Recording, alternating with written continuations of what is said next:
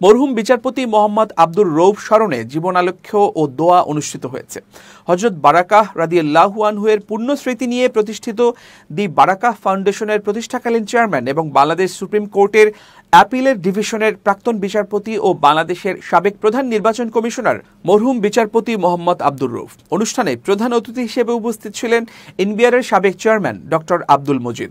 এছাড়াও বিশেষ অতিথি হিসেবে উপস্থিত ছিলেন বাংলাদেশ ইসলামিক আরবি বিশ্ববিদ্যালয়ের vice chancellor professor Mohammad Shamsul Alam, Bangladesh supreme কোর্টের সিনিয়র আইনজীবী advocate A K A. Badruddoza, centre for Zakat ম্যানেজমেন্টের chief executive officer doctor Mia Mohammad Ayub, additional attorney general Mohammad Arshadur Rouf, Hamdard laboratories Waqf বাংলাদেশের পরিচালক আমিরুল মোমিনিন মানিক।